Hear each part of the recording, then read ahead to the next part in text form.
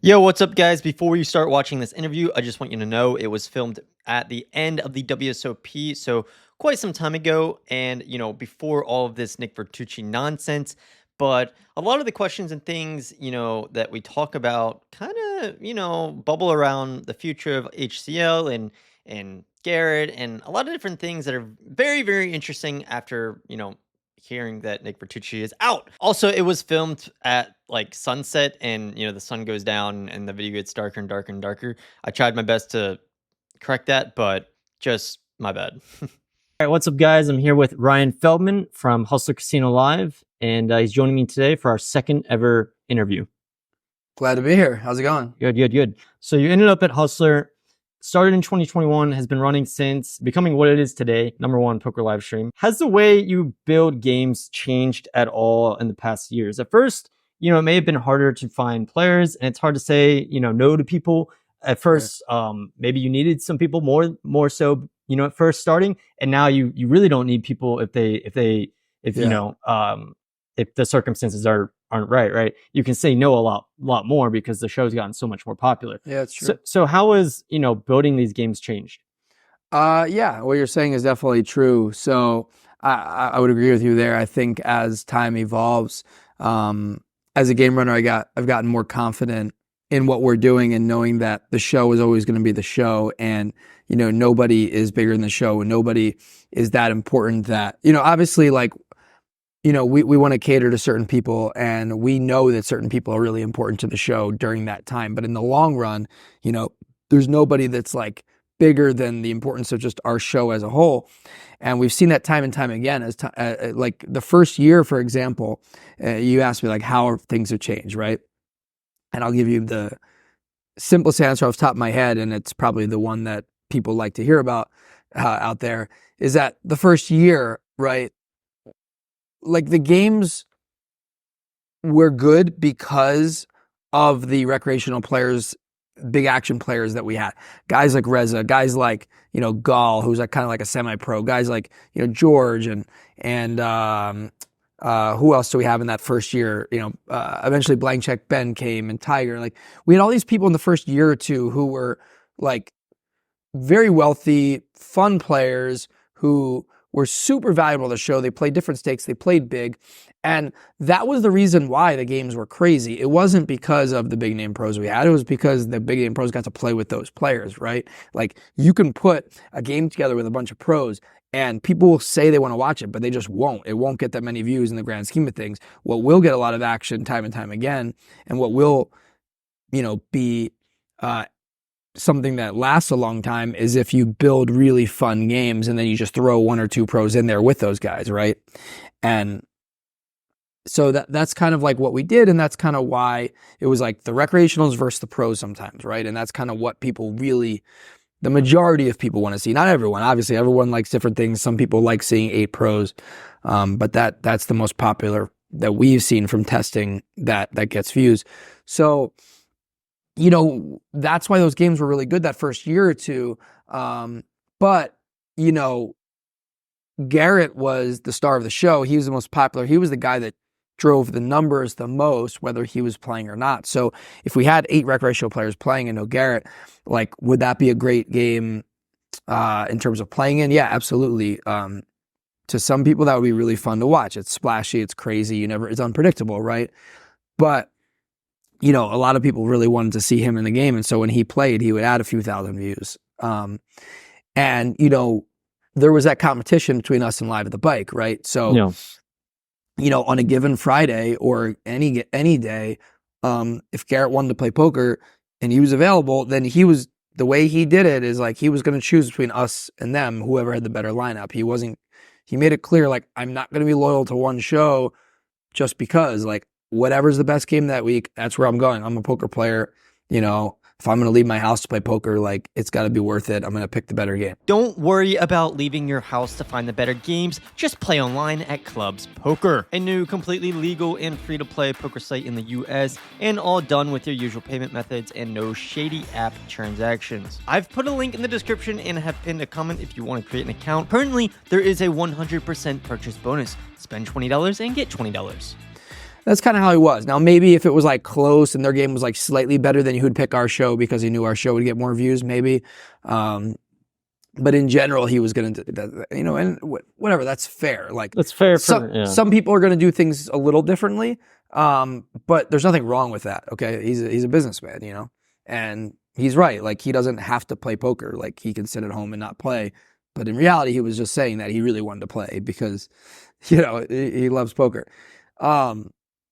So anyway, there was that competition, and so there was a lot of pressure to make those juicy, fun lineups. And so I would, you know, really go out of my way to try to get people to come play and make sure those games were good so that he would come play. And so we felt like, okay, like we got to cater to him. Like he's really important. Like he gets views, you know, he's the star of the show. And, you know, as time went on and we got closer to like a few months before the Robbie thing, like those last few months, it became really hard to build lineups with him because people gradually just started speaking up and like stopped wanting to play in the games that he played because they saw how good he was and how much he crushed and how much he straddled and made the game bigger. It was uncomfortable for them, all that stuff, right? And people kind of, not like everybody, but a handful of our recreational players like decided like, no, I'm not going to play Fridays, just going to play Tuesdays and Wednesdays.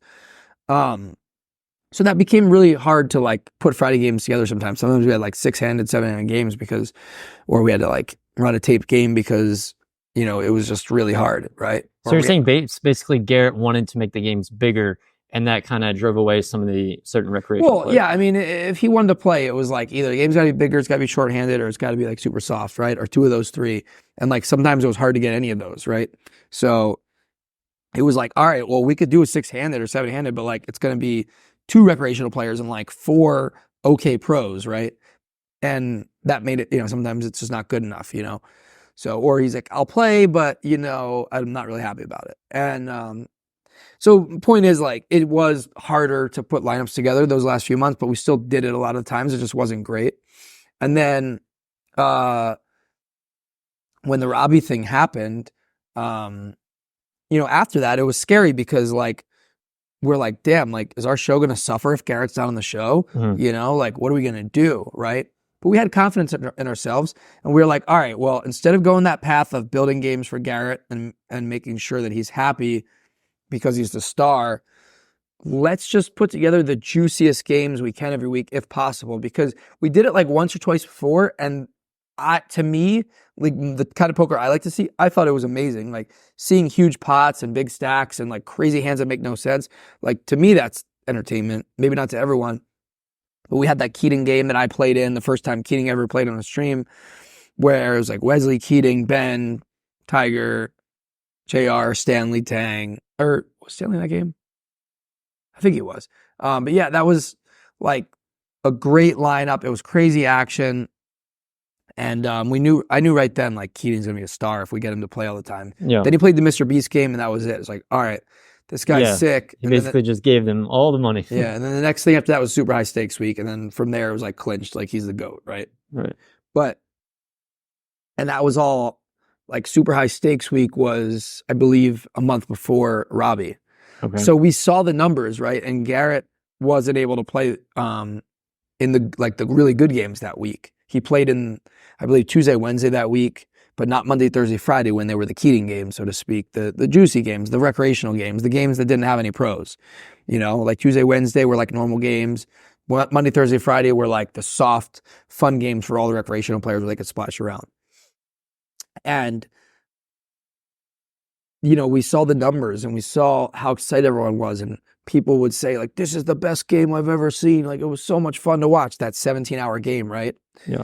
That's when it really hit us, when we're like, this is what we need to do, right? But we still kept doing some Garrett games for the next few weeks, and then the Robbie game hit. So again, we're like, okay, like, it's scary to lose Garrett because he's a star, he brings so many views, what's going to happen? But at the same time, is there a way that we can get these kind of games regularly? Because this is the future of poker streaming, those kind of games, in our opinion. So we started doing that. And all of a sudden, you saw it, like, the games got deeper, the pots got bigger. Like, all these players were all of a sudden comfortable buying in 100,000, 200,000, 300,000, where before they either didn't want to play or they bought in like 50,000. And, you know, like that year, so that's 2022, right? That year, we released after the year, a top 25 biggest pots of the year, okay? I believe, if I remember correctly, 24 of them were games that Garrett wasn't in. Right. That was 2022, and that was all pots before the Robbie stuff or after? It was just for the whole year, but I'm saying like we released it like the first week of January. But I'm saying like Garrett played up until the end of September that year. But 24 of the 25 biggest pots that year, he wasn't in the game. Right. I believe. I could be wrong, but I'm pretty sure that's what it was. The only one, or at least he definitely was only in one hand, and that was maybe there was a couple other that he was in. Maybe, yeah, maybe actually there was a few others that he was in the game, but he just wasn't in the hand. But there was only one hand he was in. It was the one with Dylan. Right. With Dylan Gang, if you remember that. The slow roll. But the revenge on the slow roll one, the week after, right? There was a few maybe that he was in, like an Eric Person. There might be like an Eric Person hand or something. But the large majority of them, he wasn't in the game. They were like those super high stakes week games where it was like Keating and blank check Ben and, you know, hands and all those hands, right? The earlier Keating, Wesley, you know, maybe for the Mr.Beast game, there was like all these big pots that happened because the game was loose and recreational and people were comfortable piling money in for fun. And we realized like that is more fun. Like, let's go that direction. So that's the moment when we realized finally a few months after the Robbie thing that like, look, we're good. Like, it doesn't matter who you are. It doesn't matter if it's Garrett, Nik Airball, Wesley, you know, Keating. Nobody is bigger than the show. Like, we're always going to find people that want to play and that the game's going to be fun. And we're just going to build lineups based on just make them the juiciest, most recreational games possible and go from there. And, you know, if we need to fill in the spots with the good players, it's going to be people that are loyal to our show, that support us, that promote us, that we like, that are part of our group. You know what I mean? And so that's kind of like the direction we went. And like Nik Airball, he's took advantage of that and he started like organizing games for us, bringing in new players. People wanted to play with him. So that's kind of one of my questions. Who do you think overall on the, if you're looking at in terms of Hustler Casino Live success, who overall would you say has had the biggest impact for success for HCL as a player? Maybe top 3 players, you know, maybe, and yeah, just tell me like you're heading that direction with Nik Airball. So, you know, a lot of people, you know, myself included, sometimes want to poke fun and make fun of some hands or the way he acts sometimes.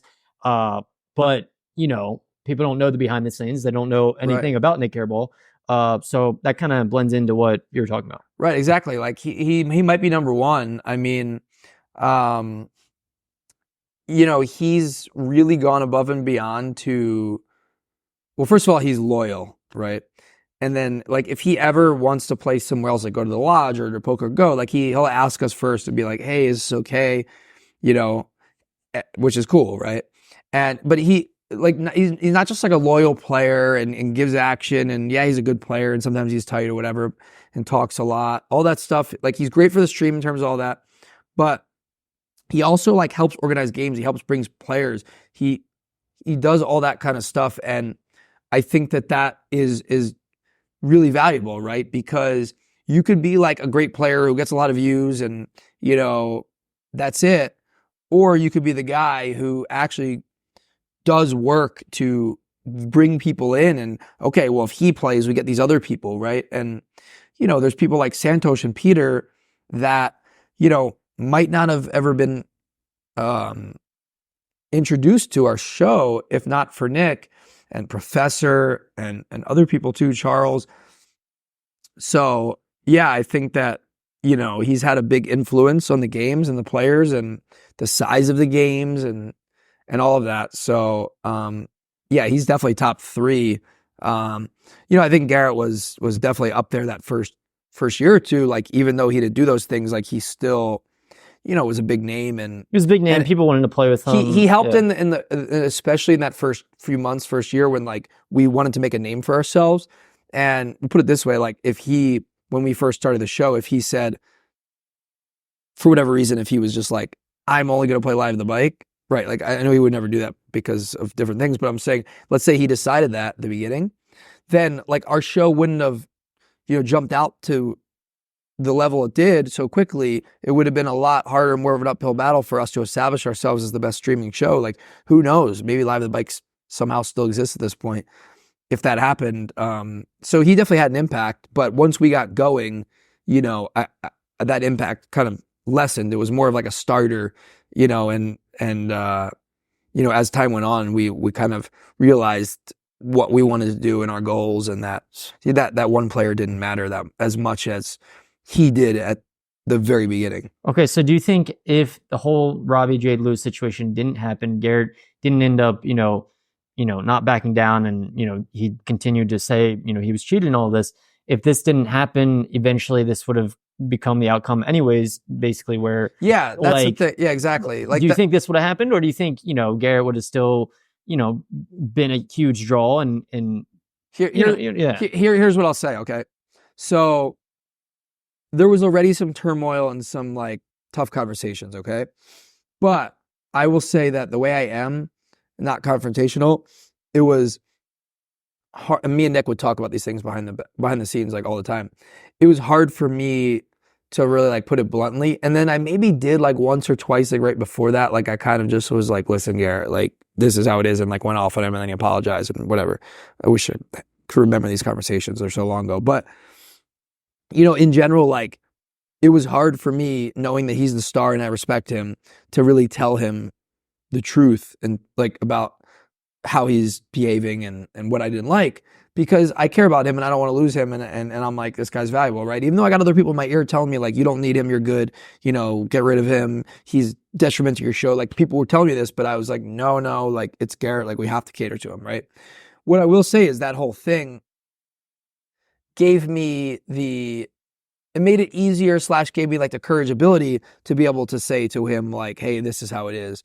Where if that hadn't happened, I might not have had that courage to have that super blunt conversation where we just completely cut him off, because that's like a crazy move. You know what I mean? Like that's like, yeah. So it would have basically been like, hey, we know you're great for the show, but we think it's heading in this direction where, we can get bigger pots, more crazy players, yeah, more action playing if you're not necessarily in the game, because they don't want to play with you, at this skill level, right? Is that kind of... Yeah, I mean, it's like, imagine if like the NBA in like 1994, they were like, hey, Michael Jordan, we know you're the GOAT, but like, again, this is just the rumor of like the Michael Jordan thing. Obviously, I don't know if this is true or not, but like, hey, like you got this bad gambling thing and blah, blah, blah. Like, we're going to kick you out of the NBA right now and blackball you because like we don't need you, we got other stars. We could just market Charles Barkley and Patrick Ewing instead.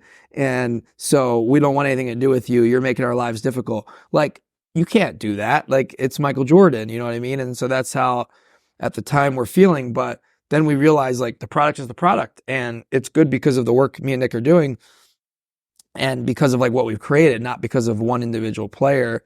And, so it gave us that, it made it a lot easier for us to distance ourselves and move on and go to a different direction. And, it's very possible, to answer your question, it's very possible that still would have happened, but it would have taken probably a lot more time.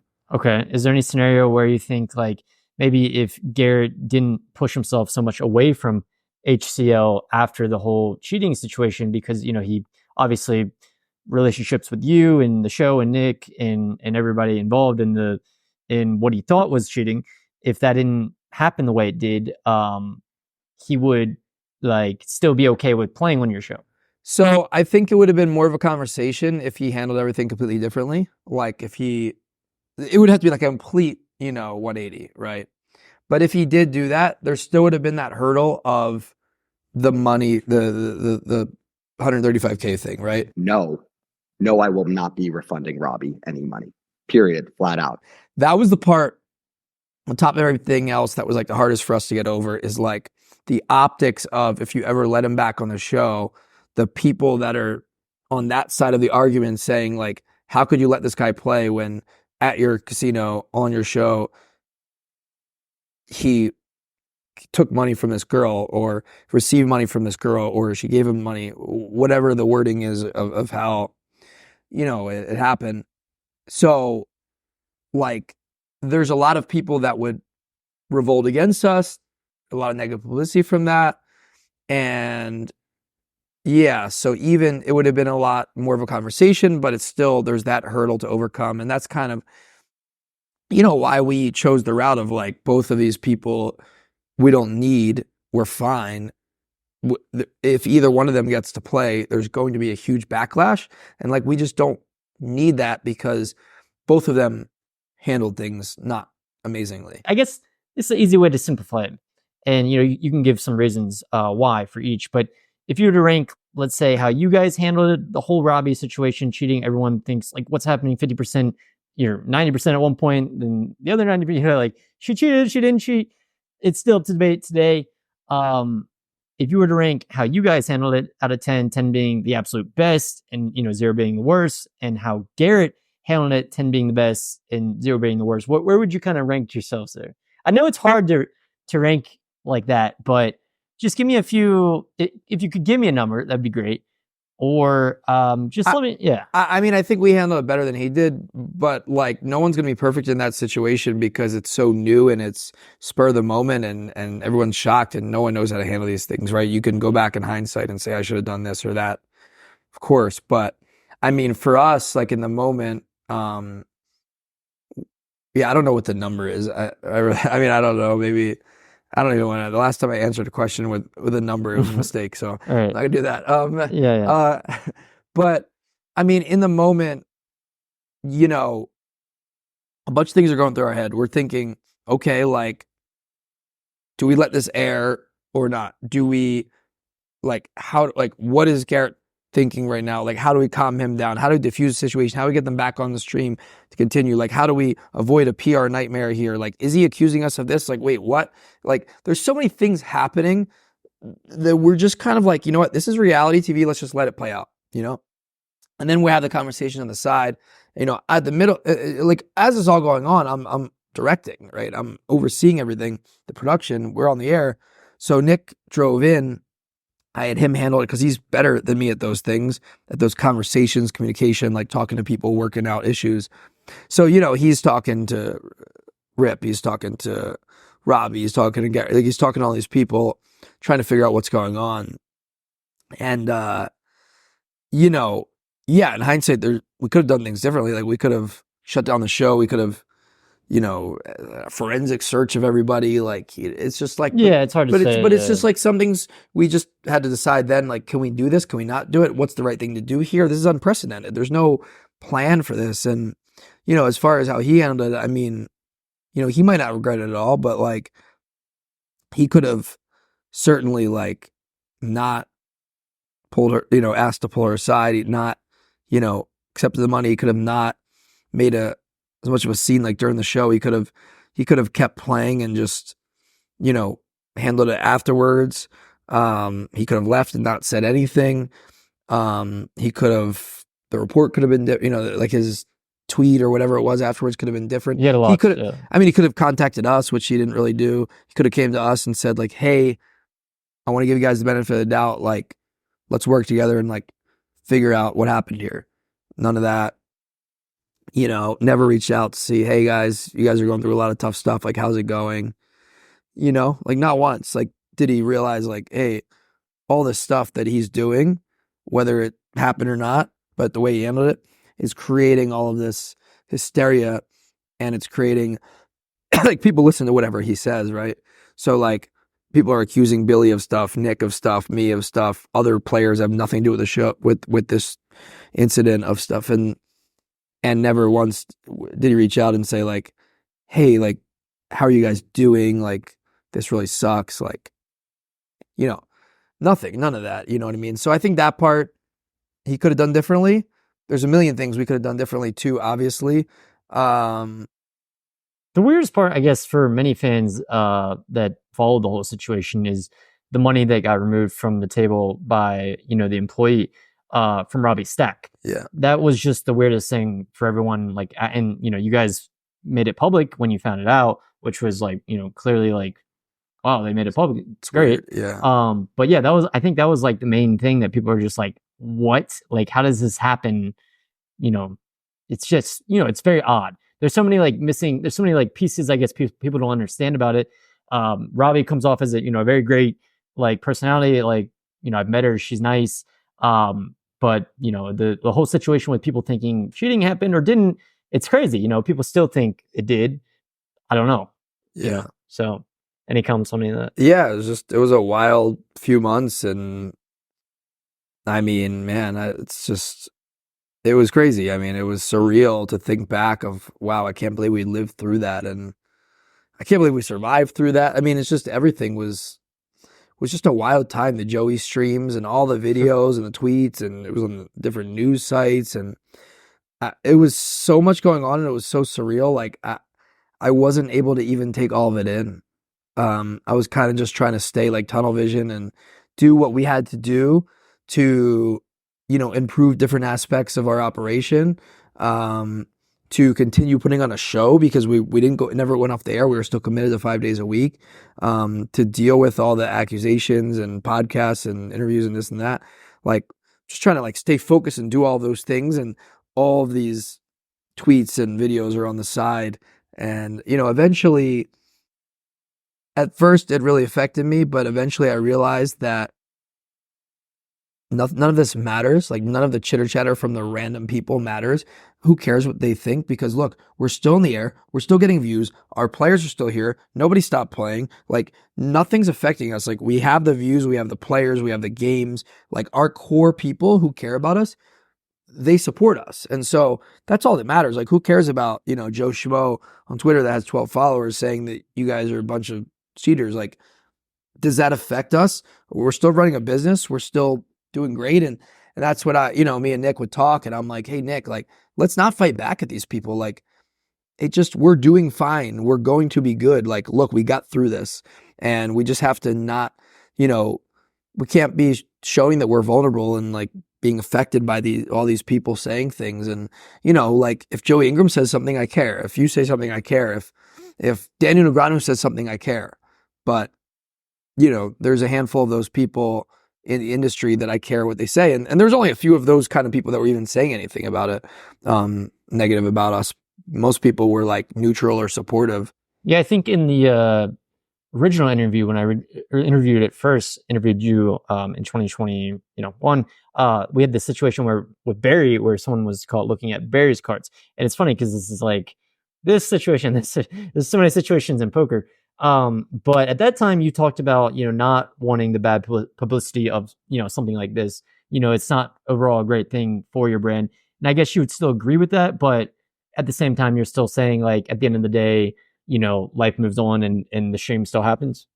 Yeah. I mean, I've talked about this a few times, different places, but if I could choose theoretically for it to happen or not, like I'd probably lean towards saying, I wish it didn't happen, because it affected so many people negatively that didn't handle it that well.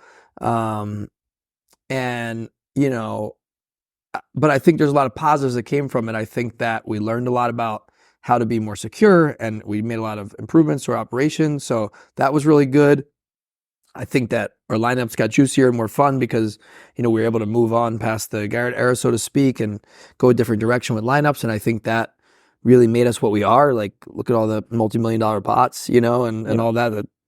I mean, I think at the date of the Robbie incident, our biggest pot was like $650K or something. It was the hand with Ben. And now that's probably I don't even know if that makes the top 50. Yeah. It's probably not, right? So maybe top 100. I don't know. No, I don't even know if it is. Yeah, That's there's just so many big hits. It's very interesting if you got that big of a change of lineup for after that. This whole. I mean, we obviously had the $1 million game 2 years in a row, but like again, like those. Like here's the thing: is like we would have had $1 million game, right? And he would have really wanted to play in that, and there would have been a lot of the kind of lineup dynamics where I wouldn't be able to, and he would be upset, and that would cause a whole thing, and right, and so. Right. Again, like there's a lot of positives that came from it. There's some things, there are negatives, obviously. If I had to choose, I wish it didn't, but there were so many positives that we learned a lot about ourselves, and we were fine. And I think we're better from it. Getting into playing for that $1 million game lineups. You just had $1 million game. Awesome. But after, you had some people like Dwan, even though he wasn't super mad or anything. Dwan mentioned he wished he played more on X, for the entire time. And then you had Doug Polk actually create a video, and at the end of the video, basically say he was, completely unhappy, not completely, but, unhappy with the way it panned out for him. He wished he was on a better day, that kind of thing. I also just felt like really upset about the way that I was basically treated in this, where I know Feldman did his best. Feldman is a good dude. He runs a great show, but basically, for all these months, I was like, yeah, I'll play whatever. This is your lineup. These are the people. And then it just gets different and worse and worse. And then I eventually show up and it's like the game's on the ropes when I get there. And, it's 5-handed. I feel bad for Steve. He's obviously a good sport, but, it's Steve and 4 pros, basically. And then Peter, he's there for a few hours. It just not a great game. It does suck that then they have the game running next couple of days and, you're told no pros. Tom's playing. I don't know what happened there. I'm not in the inner workings of this shit, but it is what it is. So I think the most important takeaway is I need to recognize on my side that you're not promised anything. Like, it's not like you're guaranteed to have an awesome game when you come out here.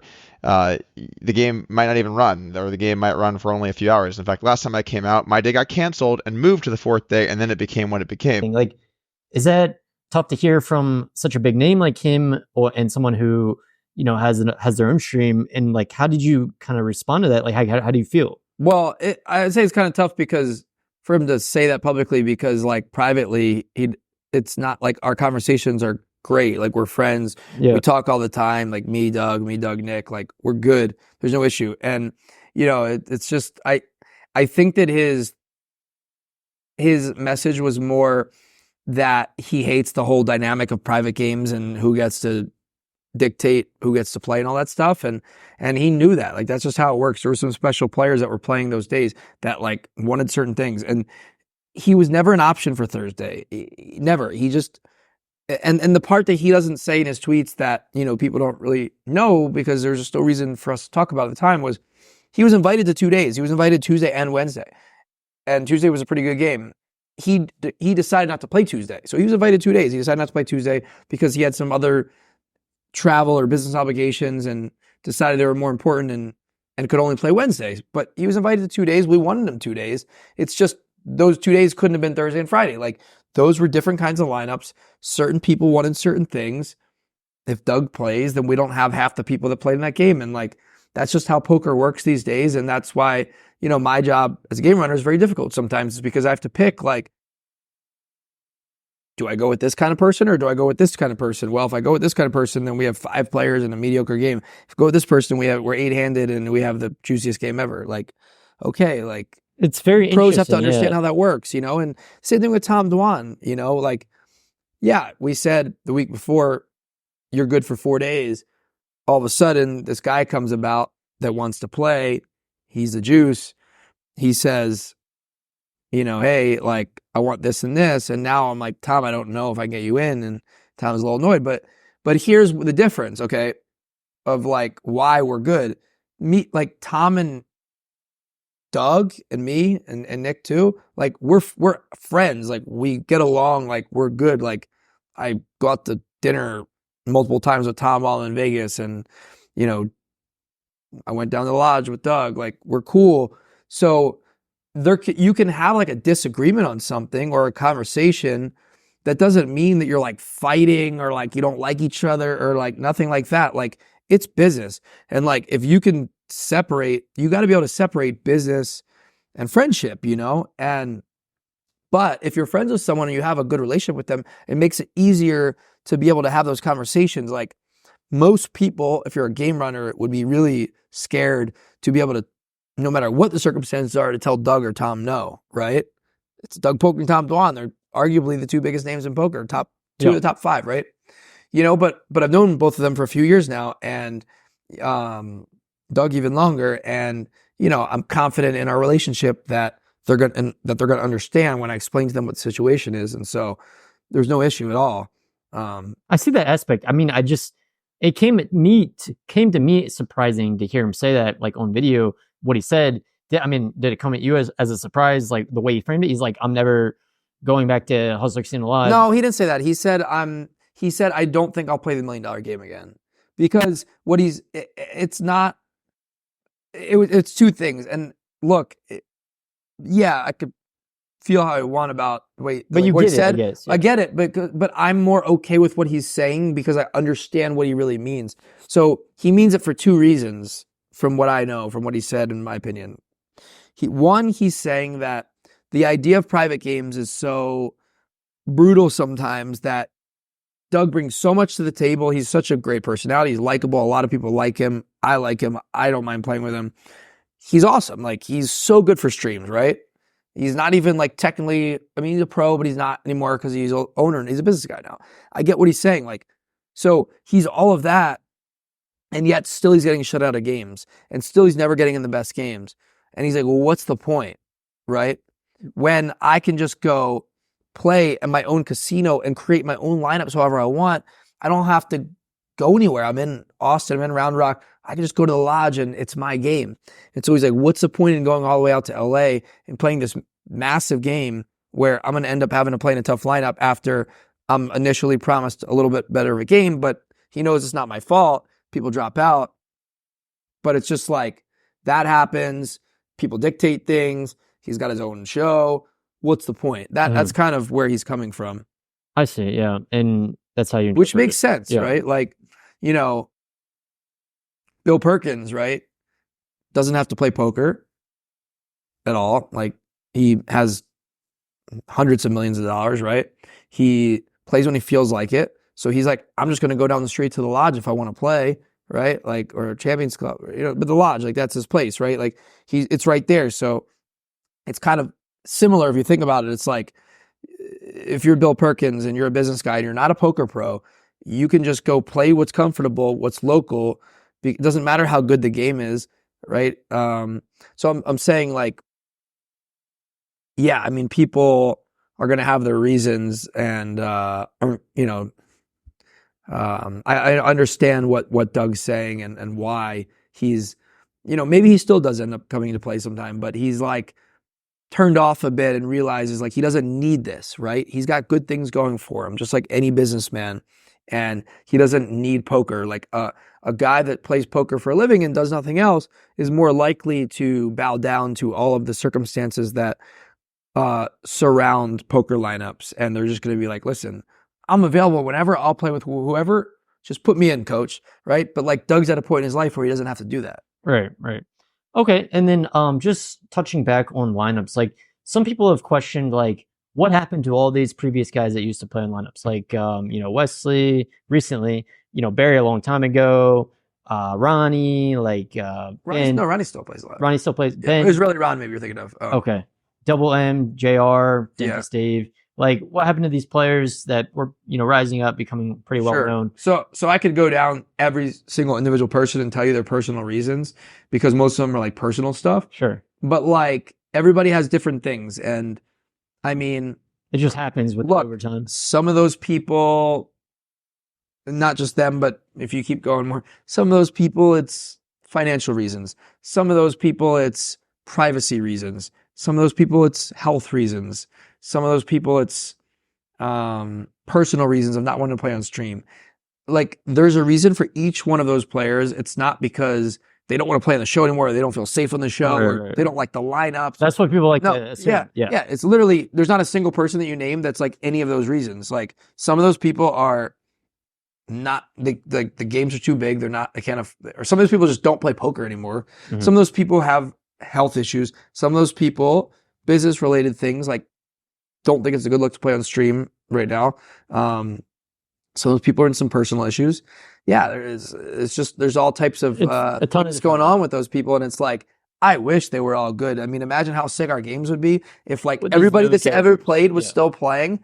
Like, could you imagine? I mean, man, like Reza, Gall from year one, like all the people you named. I mean, man, I wish all those people were still here, but it's like, life happens. Life happens. It is what it is. Everyone's different reasons. Like, you know, not everyone is available / can play on camera / has the liquid to play poker every day of the week. or doing once a week. I think that's what really builds up a show, Yeah, right? I mean, think Having about these consistent characters. Yeah, but it's tough. Those things happen. We're doing 5 days a week for 3 years. It's like people go away. Yeah. I mean, think about when where do you play the most at in Vegas? The Win. So you're at the Win. You're a regular. Everyone knows you, right? Yeah. There's some people that you played with there that are like super sick that you saw for like months and months, and you're like, I can't wait till Johnny Two Bones shows up tonight, so I could go get in that game with him and play a fun game and win some money. And then like a year later, you're like, whatever happened to Johnny Two Bones? And like, I don't know, man. He probably went broke. Or man, like maybe he moved to Alaska. It's like, I don't know. Like every person in that poker room that you used to play with that was sick action that disappeared. They all have some personal reason, and it's like because it's on a show and people love it. They all want to know, but it's like these are personal things. We're not going to go put a list out of like this guy's out for this. This guy, lost a kidney. This guy got a divorce. This guy moved to Jamaica. This guy died, like I'm not gonna put a list out. Yeah. No, that makes sense. One guy I do want to ask about, because people, if they watch this, are gonna want to know. Recently, DGAF, he stopped working with the show. He created his own little show of his own. What do you have is there any general information about that? Like, was there a fallout? People like to say, was there just you guys stopped working together? Yeah, I mean, it was kind of like a fallout. I mean, but it was more from like his from his side than ours. Like we were I mean, yeah, there was some like disagreements and things that both sides didn't like, but like it was more from his side of wanting to move on and do his own thing and not be a part of what we're doing anymore. But it was a little disappointing because I like Billy a lot. I've known him forever. Since I first moved to LA, I consider him a good friend. I saw something in him when we started the show. I brought him in and said, this guy's going to be a big deal. I want him to be a commentator. Keep talking. I'm just going to turn the lights on. Okay. And I know that he knows that and all that, but I think that he just like weighed different things, more. What's fine. But yeah, so like I think he just weighed other things greater than the other things. So like he just decided like, you know what? Like I don't need them. I'm gonna go do my own thing. I'm gonna be successful and make this new show really big. I'm gonna focus on hosting, and I maybe a lot of the things that were going on around our show like stressed him out too much, and he just didn't think it was healthy for him or something. But we were kind of shocked by it because like I never really had a negative interaction with him. Now we had a conversation a couple times just about the things that he was unhappy with. And, Nick and I pleaded to like make those things right and get better. But like maybe he was looking for things to change overnight, but that's just not reality. Like if you're like, oh, I don't like that you guys said this, or I don't like that, this happened. And okay, so it happened. Like we'll learn from it going forward. Nothing can change overnight or take those things back that you feel from 2 years earlier, So that was kind of what it was, is there were like little anecdotal things that like, hey, I didn't like the way that you said this, or I didn't like when you had this person on the show and didn't think about my feelings, so maybe just a lot of small things. Yeah. Like yeah. There was no big thing. But then I thought we were good, and we're at the meetup game and we're all cool. And then 2 days later he decided to leave, and he never reached out and said like, hey man, like thanks for everything, or like, sorry, I'm just going to do this or whatever. So it was kind of weird because I thought we had like a great relationship. And, again, I think that's a thing of like separating business and personal, is like, if you disagree with how somebody does something from a leadership perspective or from a business perspective, it doesn't mean that you can't be friends and like the person, right? Like if me and you are, if we work together, me and you are like friends, like good friends, we hang out all the time for like 10 years, right? And then, we also work together, and you're like, hey, I didn't like the way you said this to me or whatever. Like, that doesn't mean that you still can't talk and be cool. Like, you know what? I don't want to work with you, but like, we can get a drink. You know what I mean? Like, that's like the common thing. It's probably hard for people to separate that. No, it is. And I get that. There's a lot of people that can't separate that. Yeah. I can, but like, I just wish that it was a little different, because I like Billy a lot. I wish him a lot of success. I just think it sucks that like we're not talking anymore, not like over nothing. Like there was no incident, like nothing happened. You know, it was just like, hey, these things that happened 2 years ago, like I don't like these things. It's starting to get to me. Like, okay, I'll help you and we'll do better. 2 days later, like, hey, you know what? I'm just gonna leave. Okay, like he wanted some changes, or Yeah. he didn't like some certain things, and it didn't happen fast enough. And out of the blue, it seemed. yeah, it was He was it just kind sucked of like because gone, you know? again, I like him a lot. I wish him success. He was a big part of the show, right? He did a lot of was. commentating. He was like a big voice in the show. He organized the Monday Thursday game. People loved him as a commentator. You know, he was really good. It's kind of crazy if he just, really did just up and leave like that, leaving behind something that was such a I mean, great role. I mean, we got him. Him being a part of that got a lot of opportunities. He got to host. He got to that's what I mean. do the show that he probably wouldn't have been able to do otherwise. And there's more opportunities that come if and like you can still like you can just come in and commentate and not necessarily be like a part of, if that matters, you know what I mean? Like a part of the company, so to speak. You can just be a commentator. But I don't know. He just decided that he wanted to kind of do things on his own and see where that led him. And I hope that it goes well, because I do like him a lot, and I know he's had his ups and downs throughout his career and whatnot. And but I mean, how can you not root for the guy? If he ever wanted to come back, would you want him back? I mean, that would be like a huge conversation between me and Nick. There's a lot of like bad things that happen afterwards that, we didn't love, and it would be probably tough, but like, I don't think that Billy's I think Billy has too much pride for that even to ever be a thing. Okay. So I have to ask you about these big streamed games with big names like Mr.Beast, all these other people. So in 2021, I asked you, who is who would you love to get on the stream?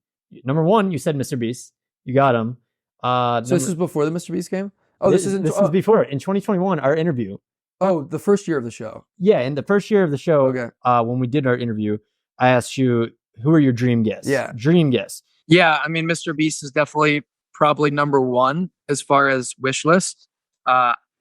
I've been trying to just find a direct connection to him, somebody that can help get him. I know he plays a lot of poker. I know people that have played with him.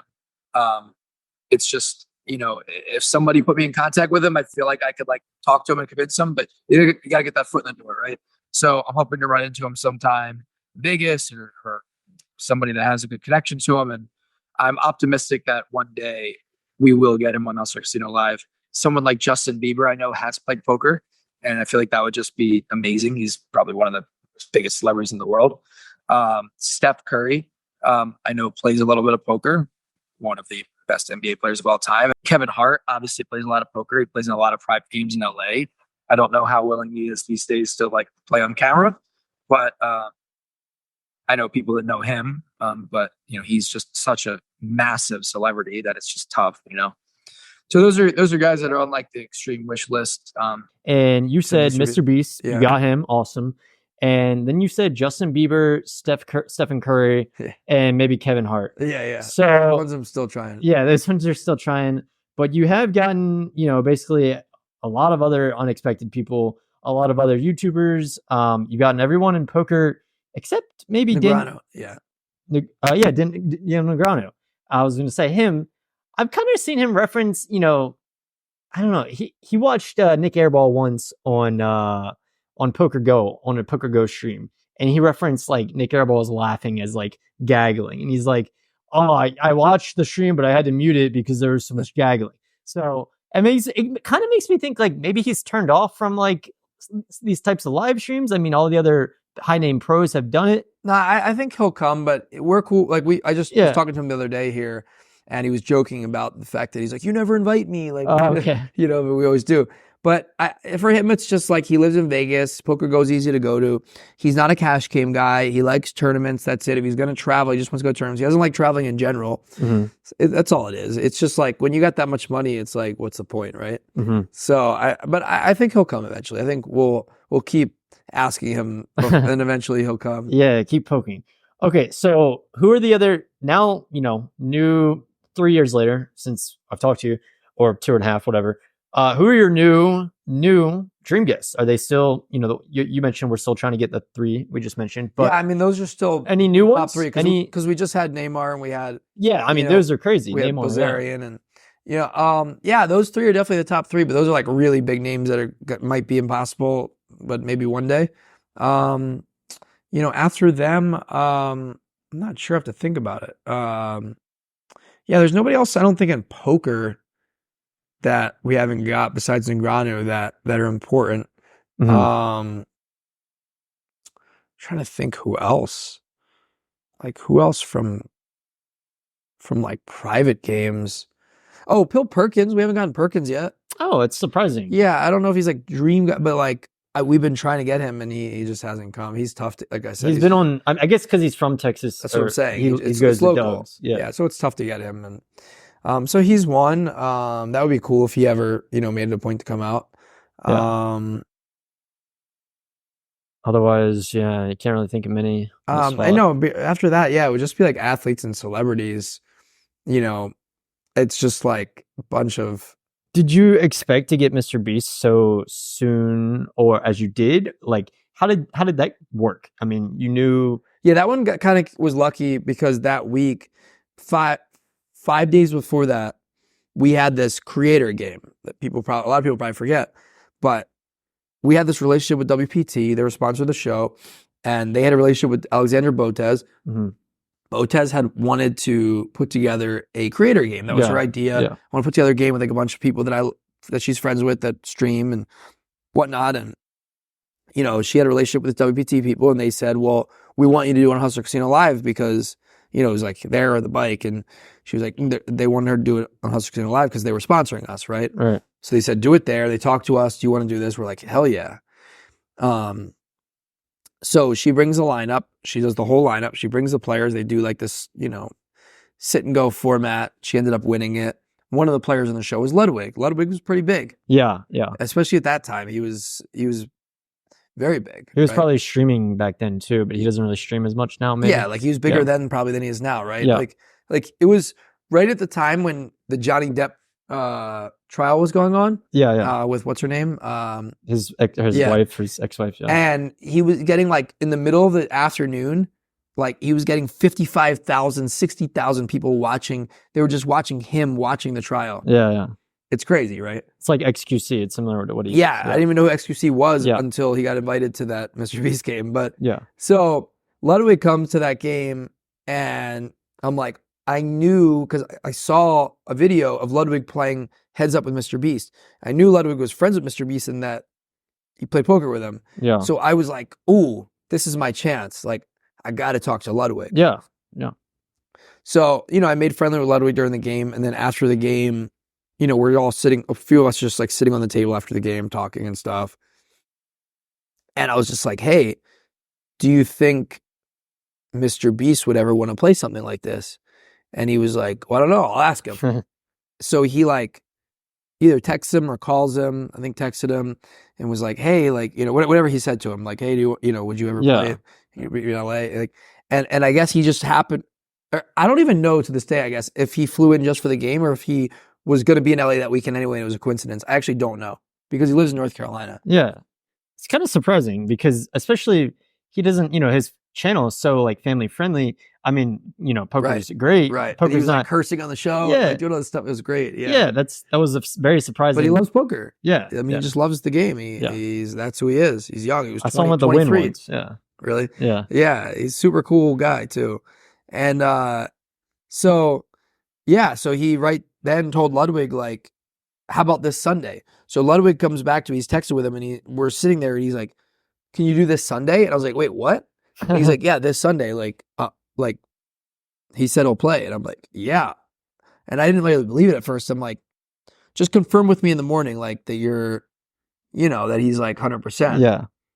And they like went off to dinner afterwards and, but he we were texting like as he's at dinner and he's like, yeah, he said he's in. So then, I think the first person I called was Phil Hellmuth, I believe. And I told Phil so I knew that Phil and Keating and Tom Dwan like all knew Mr.Beast. They'd played with him. So I called Phil and I'm like, hey, like because I had asked Phil about getting Mr.Beast, but never really pursued it too much. And I called Phil and I'm like, hey, I think Mr.Beast is in for this Sunday. Like, are you available on short notice? This is Tuesday night at like 11 p.m. now, right? And he's like, oh, okay, let me see. I might be in. But he's like, let me, I told him like the other people I was going to try to get. And he's like, let me text him and like confirm that he's actually in. I was like, yeah, can you do that, please? So he texted him and he got back to him and he said something like, oh, like I'll see you in LA on Sunday or something. So he's like, I guess this means he's coming. So that's when we knew like, okay, this is real. And then, from there, me and Ludwig started like planning the lineup and who to get and all that. And it's funny, he didn't want Keating because he didn't know who he was. And he wasn't like a big name. And he's like, okay, Dwan is fine, but like. Ludwig didn't or Mr.Beast didn't? No, Ludwig didn't because Ludwig wanted to invite all these creators. Yeah. And he didn't know who Keating was. And I'm like, trust me, you need this guy. Like I'm telling you, he's going to be great. He's a business guy. Yeah. He's going to be great. And he's like, okay, fine, him, but nobody else. Obviously, he made the game. So thankfully, Ludwig approved it. Yeah. Okay, cool. I got to ask you about Ryan Garcia. Ryan Garcia has been in the news for the past several weeks to months, right? He won this huge fight against Devin Haney, and then afterwards, whether he did or not, they say he had some sort of steroid in his system. This has all been going on so crazy. Yeah. He comes in, plays poker randomly. Recently, he's played on the show several times in the past. Now, today, saying he's going to rehab. What's going on with this guy? I assume you have a pretty close relationship with him, considering, he's been on the show so many times. Man, so much. First of all, I like Ryan a lot. Like, I think deep down, like, he's like the coolest guy. He's super, like, so first of all, he's never normal. But when he's like at his most normal, he's like super down to earth, nice, like caring, like just like a cool ass guy. Like you would never think he's like this celebrity, like the way, like when he comes into the casino and he shows up and I'm walking to the table, like he's just like the coolest, nicest, most down to earth person ever. And I kind of am like, man, I want to hang out with this guy more. Like, I can see that the way he like interacts with people at the table next to him who doesn't know, so yeah. But he has this characteristic to him where like, he's such a little kid. He's like so immature and he's like, he acts like a child. You know what I mean? It's funny. I mean, I like the way he jokes around. Yeah. Some of the stuff he does is funny, but some of the stuff is like, wow, how is this guy a big athlete? Yeah, he made like headlines. Yeah. He just trolls. Jimmy like, Butler.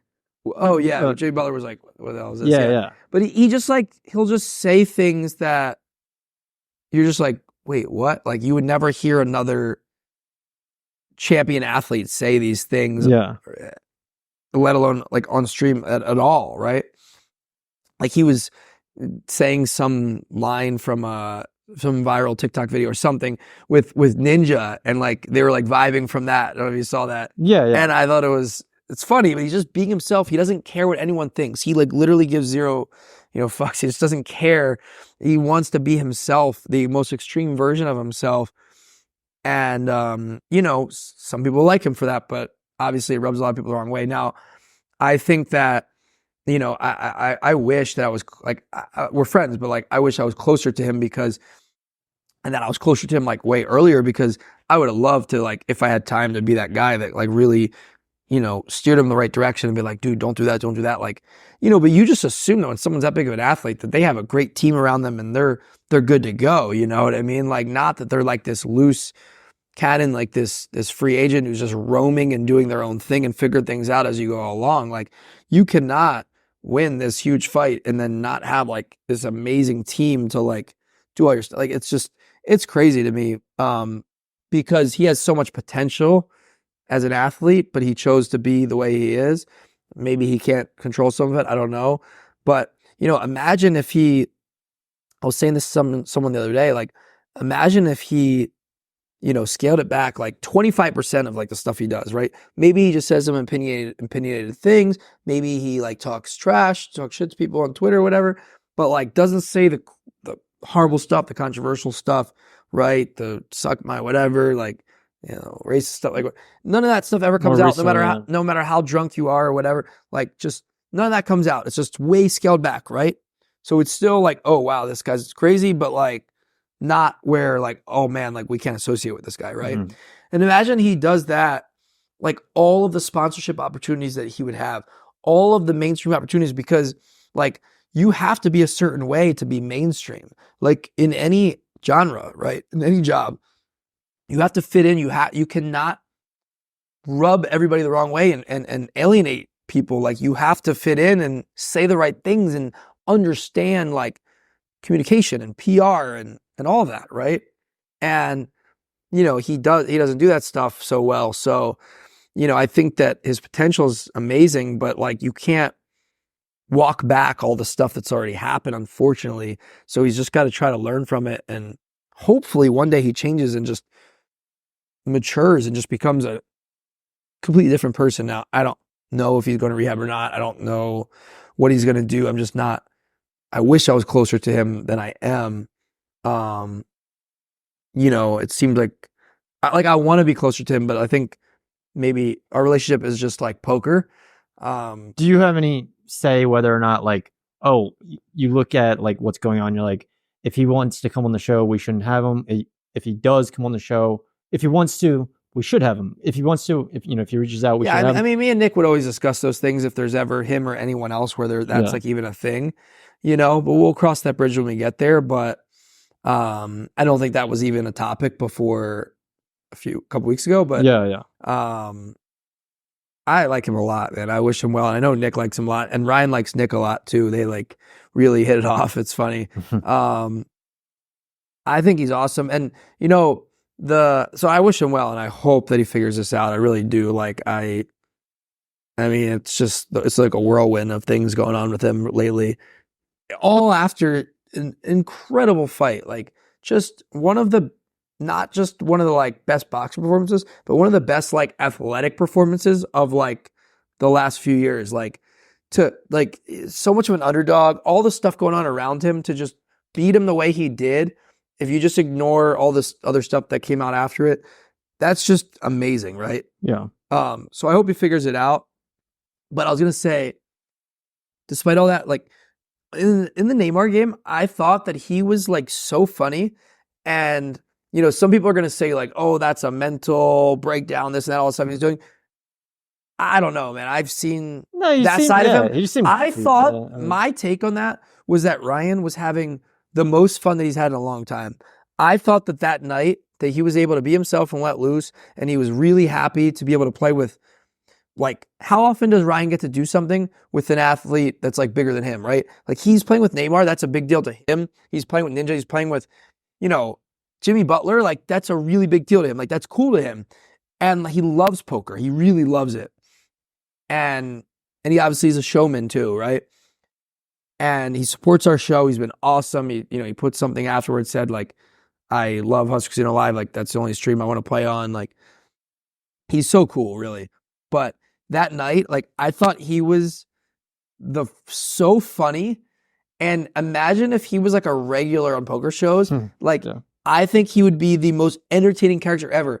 And he's competent enough at poker to be able to win. Like he was up 100K in the game. He was focused. He was making moves, making the right calls. He was winning. He was up 100K. But then he just decided, I don't want this money. Take it. Yeah, he's like I want to leave. So just give it. Like he has no regard for money. But like if he actually tried to win, like he's not that bad. Like he's playing with some decent players, some, recreational players.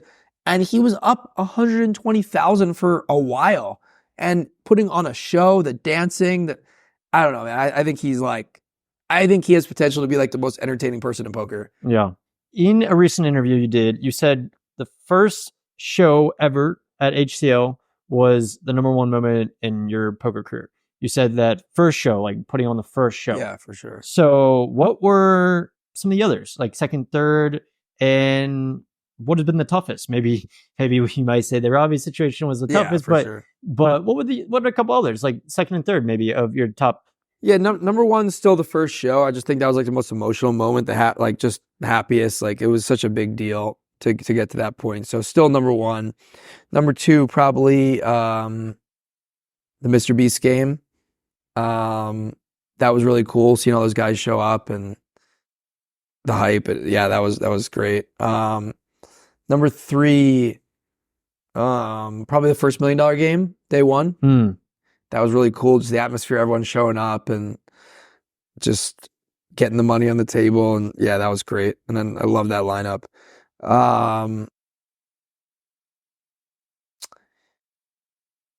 Yeah, actually, you know what one actually goes into the top 5 probably is the 17-hour game, because we hadn't had like a game nearly that long ever before that. And the reaction from everybody after that was like so positive and so cool. Everyone's like, holy shit, like I can't believe you did that. That was the coolest thing ever. Like just everything that happened that night was so crazy. And, you know, I was getting texts in the morning.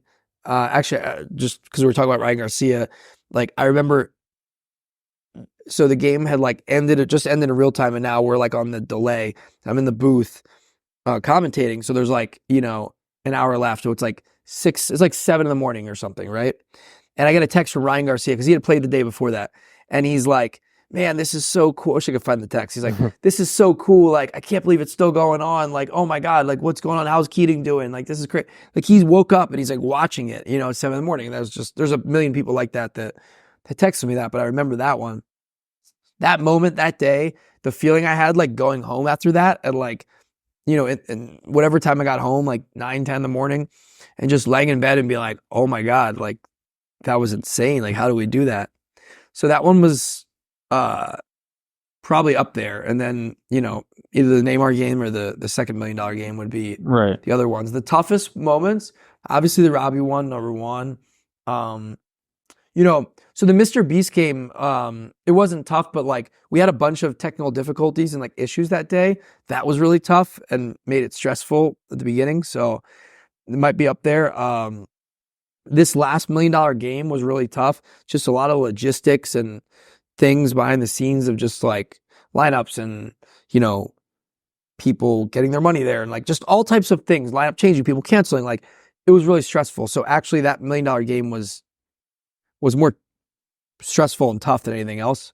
And it makes me less likely to want to do 4 days next year. And if we do, Keating came up with a good idea where maybe break it up or do 2 days, 1 or 2 days off and then 2 days instead of back to back to back to back. That actually makes a lot of sense. Yeah. So we'll either do that or we'll do like 2 or 3 days. And then there's something else I was thinking of that was tough too. The 24-hour game. It was a really cool idea and I was happy we did it. But man, that was a struggle. It was tough to like keep it going and convince the players to keep playing, and you know, and it was really players, and it was really tiring. I mean, I took a 2-hour nap at like 8 in the morning. Wow. And like we were just so exhausted, and we don't have a big staff, so it was. So there's a 24-hour game and the 17-hour game. Where did that come from? The 17-hour? Is it actually? That was in the super high stakes. It wasn't planned. It was a super high stakes week and it just continued, right? That was the Friday game of the Keating game. Okay, it just continued. It was the one where JRB was like up $1 million. Okay, yeah. Those were sick games, the super high stakes ones. Okay, so finally, kind of what's next for HCL? Like, do you think you're going to open more locations in different places? You know, like where do you kind of see the future of HCL? Sure.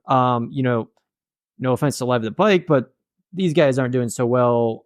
They were pretty much your only competition. I mean, right now you got the Lodge. They're doing great. They're improving more. Doug Polk. Yeah, they're doing a good job. But you know, we don't have too many competing streams. You know, we got different levels of streams like Poker Go and you know these other ones. But yeah, where do you kind of see the show going in like 5 years? Like, do you want more locations, that kind of thing? I mean, yeah. So there's a few different things. That's one is like we want to add more locations. We've always wanted to do that. We're finally trying to do that.